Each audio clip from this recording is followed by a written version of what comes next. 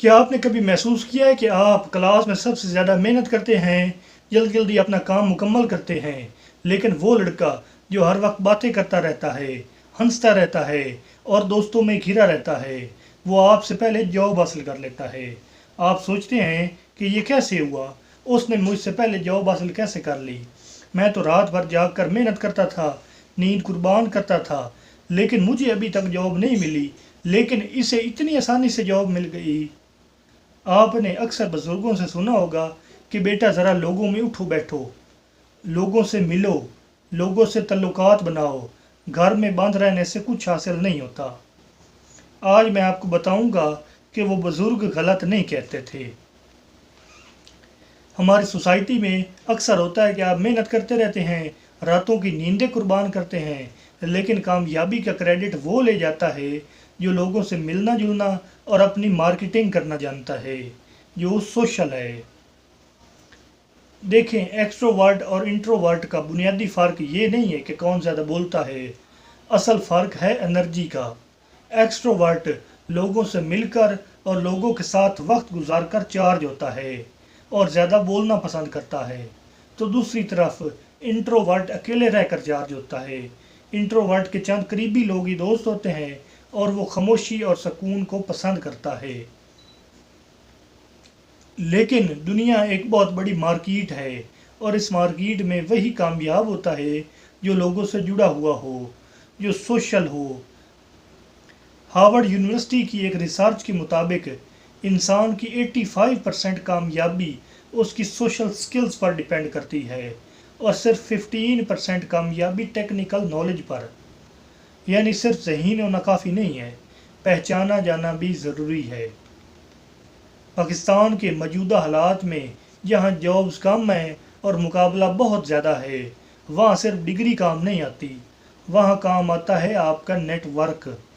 Corporate دنیا کا ایک اصول ہے کہ your network is your net worth, یعنی آپ کے تعلقات ہی آپ کی اصل دولت ہیں۔ اگر آپ یہ چاہتے ہیں کہ آپ ایکسٹروورٹ بنیں اور زیادہ اپرچونٹیز حاصل کریں تو ان 3 پوائنٹس کو یاد رکھ لیں۔ نمبر 1، دی 5 سیکنڈ رول۔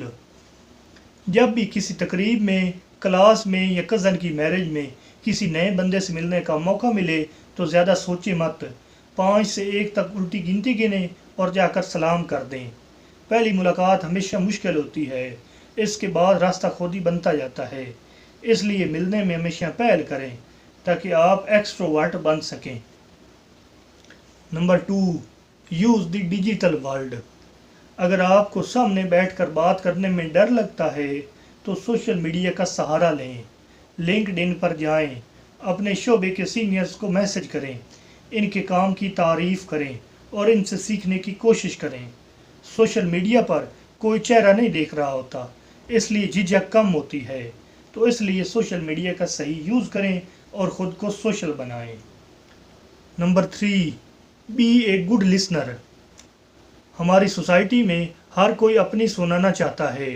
اگر آپ ایکسٹروورٹ کی طرح زیادہ بول نہیں سکتے تو دنیا کے بہترین لسنر بن جائیں۔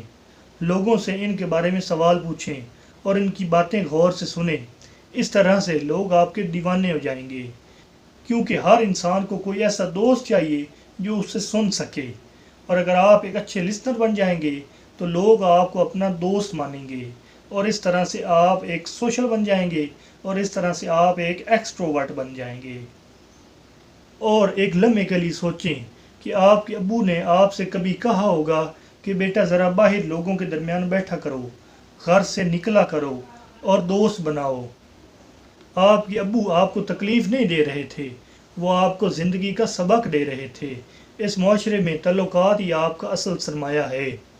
وارن بفیٹ سے لے کر بل گیٹس تک سب نے لوگوں کے ساتھ مل کر ہی راستہ بنایا ہے۔ اکیلے چلنے والا تھک جاتا ہے، ساتھ چلنے والا منزل پا لیتا ہے۔